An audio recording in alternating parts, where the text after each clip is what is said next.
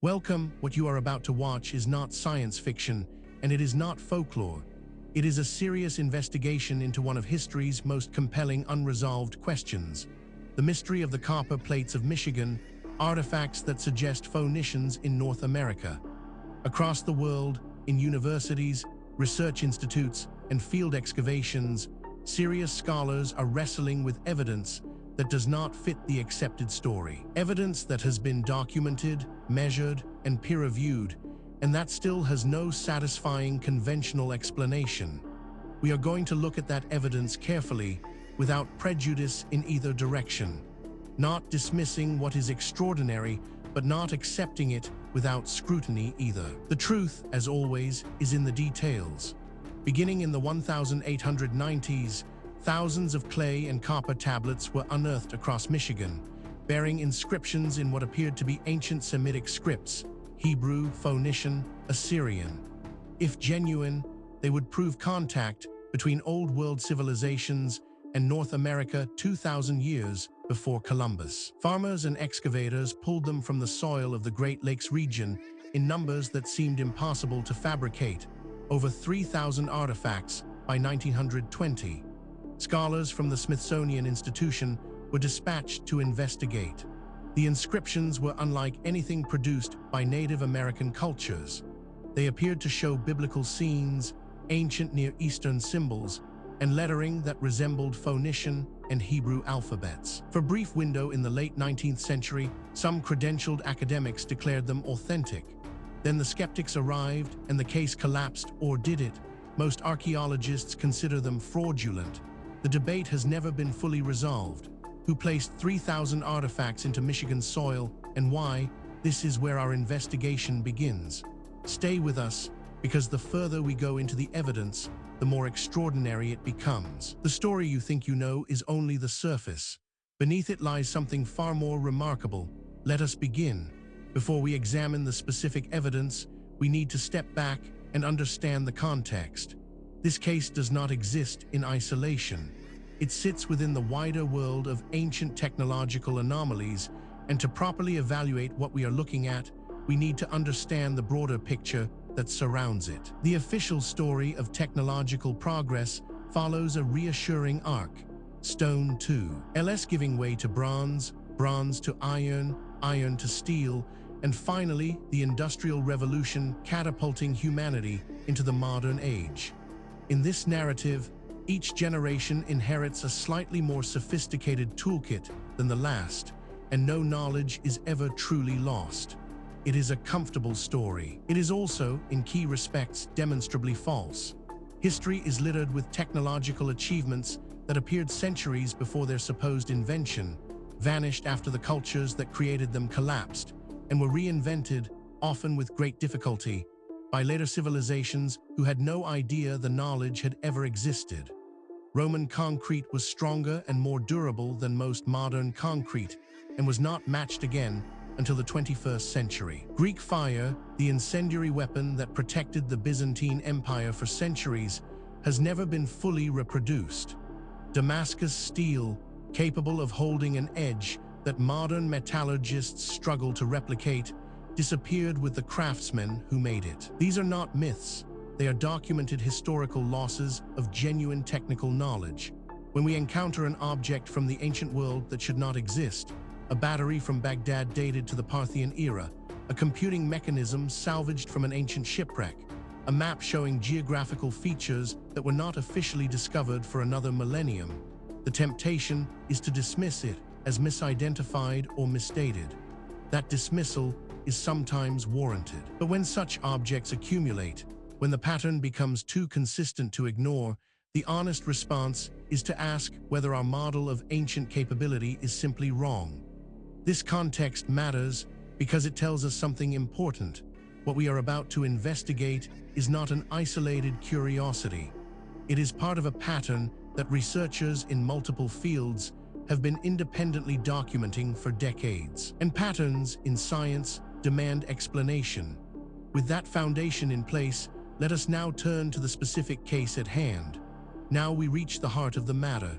The core evidence surrounding the copper plates of Michigan Artifacts That Suggest Phoenicians in North America is more extensive, more verified, and more troubling for conventional explanations than most people realize. Let us walk through it systematically, fact by fact, and allow the evidence to speak for itself.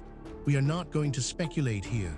Every point that follows is documented in peer-reviewed publications, official archaeological records, or government archives that are publicly accessible. The question is not whether these facts are real. The question is what they mean. Consider this first extraordinary detail. The Michigan relics were first unearthed near Edmore, Michigan in 1890, with excavations continuing across the state through the following 3 decades. By 1920, over 3,000 individual objects had been recovered, including clay tablets, copper plates, and slate pieces bearing inscriptions in scripts resembling ancient Semitic alphabets, as well as figurines and decorated pottery, unlike any established native icon tradition in the region. This single data point, if taken in isolation, might be set aside. Anomalies happen, instruments malfunction, researchers make mistakes, but as we continue, you will see that this is not an isolated anomaly. It is part of a consistent and documented pattern. But that is only the beginning. Researchers also discovered. Smithsonian ethnologist Henry Gilman investigated the Michigan relics in 1891 and issued a report declaring several of the artifacts to be genuine ancient objects. His endorsement lent early credibility to the finds and helped drive continued excavation and public interest throughout the 1890s. Gilman later revised his assessment, but his initial validation had already established the relics in popular imagination as a potentially authentic discovery. Now, a skeptic might propose an alternative explanation for this, and that is entirely reasonable. We should always test alternative explanations before accepting extraordinary ones. The problem is that the alternative explanations, when examined carefully, create more problems than they solve. The mystery deepens when we examine. James Scotford and Daniel Soper were the primary finders and sellers of the Michigan relics. Scotford, a sign painter, made the first discoveries and partnered with Soper, a former Michigan Secretary of State, to sell artifacts to collectors and religious institutions. The Church of Jesus Christ of Latter-day Saints purchased a significant number of the pieces, as the inscriptions appeared to some believers to support Book of Mormon narratives. This is where the conventional account begins to strain. Each individual fact might be dismissed or minimized in isolation, but the cumulative weight of the evidence is another matter entirely. Perhaps most remarkable of all, O.H. Kelsey investigated the Michigan relics on behalf of the Smithsonian in 1911 and concluded they were deliberate frauds, manufactured and planted for commercial gain. His report documented how virtually every excavation was controlled by Scotford or Soper, that no independent witness ever observed an artifact in situ before the principals were present, and that the distribution of find sites followed the movement of the two men. Researchers who have examined this evidence have described it as genuinely difficult to explain within the accepted framework. These are not fringe commentators. They are credentialed academics publishing in mainstream journals, raising questions that the field has not yet satisfactorily answered. Then there is the matter of the inscriptions on the Michigan relics contain significant internal inconsistencies.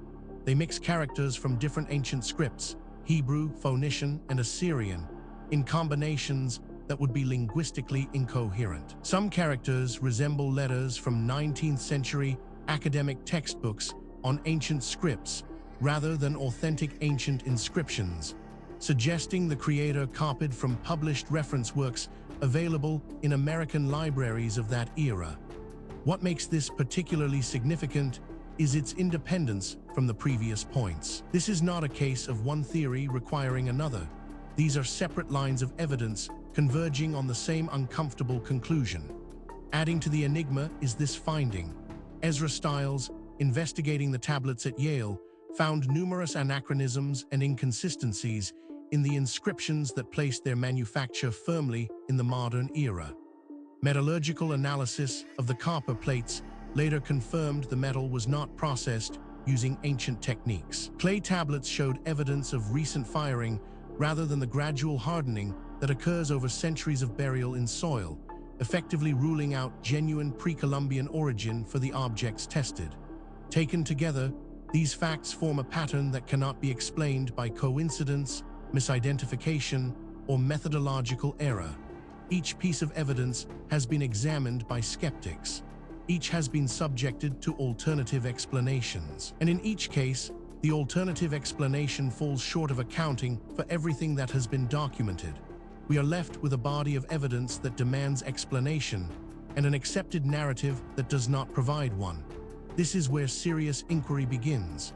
Now that we have established the evidence, we need to examine the theories that researchers have proposed to explain the copper plates of Michigan, artifacts that suggest Phoenicians in North America. This is where the debate becomes most intense, because the theories reflect not just different interpretations of the same evidence, but fundamentally different assumptions about what is possible and what the past looked like. Understanding these theories is not just an academic exercise. Each one has been championed by serious researchers with genuine credentials, and each one captures something that the others miss. The truth, if it is ever established, will likely draw on elements of several. The first major explanation proposed by researchers holds that genuine pre-Columbian Semitic contact, that Phoenician or Hebrew explorers or traders reached the Great Lakes region and left inscribed artifacts behind, remains a minority position held almost exclusively outside credentialed archaeology. Its fundamental weakness is the complete absence of any corroborating evidence. No Semitic-style artifacts have ever been found at legitimately excavated North American sites, and no genetic or linguistic trace of such contact exists in indigenous cultures of the region. This interpretation has significant academic support and is backed by substantial evidence, but it is not without problems. Critics point out that it requires assumptions that go beyond what the evidence strictly supports, and that key predictions of this theory have not been confirmed by subsequent research. It remains contested, and the contest is productive. A rival school of thought argues that deliberate fraud by Scotford and Soper for commercial profit is the overwhelming scholarly consensus. The two men controlled nearly every excavation, manufactured artifacts using scripts copied from academic publications, and sold pieces to collectors willing to pay for evidence of ancient biblical presence in America.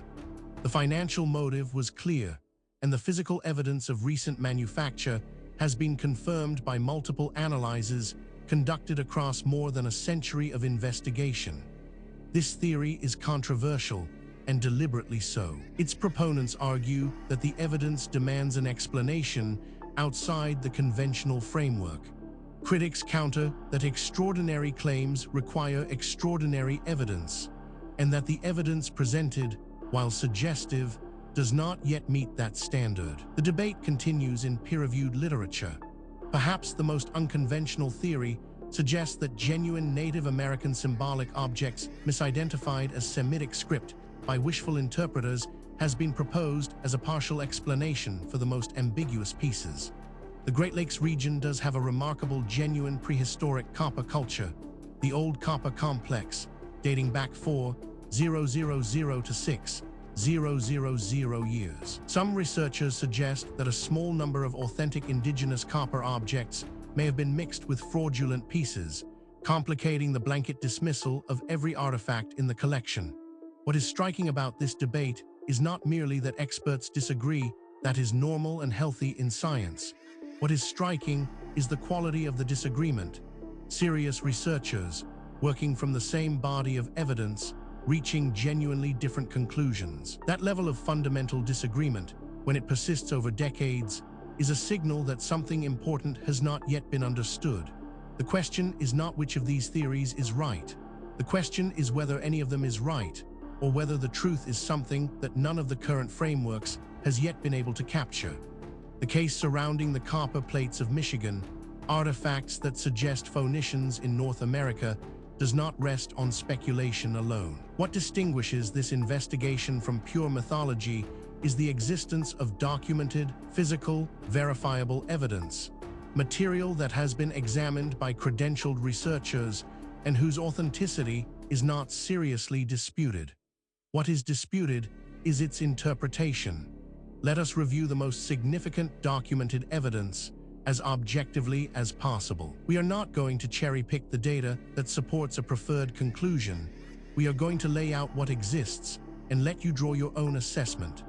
Physical evidence supporting this account includes modern analysis by John Halsey, Michigan State archaeologist, published in the 1990s, delivered the most comprehensive and definitive assessment of the Michigan relics. Halsey examined manufacturing techniques, script analysis, and provenance records, and concluded without qualification that the objects were fraudulent productions of the late 19th century. His report remains the authoritative scholarly treatment and is cited by every subsequent academic reference to the subject. This evidence has been subjected to independent verification. Skeptics have examined it. Alternative explanations have been proposed and tested. The data remains. The question of what it means remains open. Investigators have documented. Metallurgical analysis of the copper plates demonstrated that the metal was not processed using techniques available to pre-Columbian North American cultures, nor did it match the composition of genuine ancient copper artifacts from the old copper complex. The clay tablets tested showed baking characteristics consistent with recent firing in a kiln rather than the slow mineralization that occurs over centuries of burial, providing physical rather than purely interpretive evidence of modern manufacture. This evidence has been subjected to independent verification. Skeptics have examined it.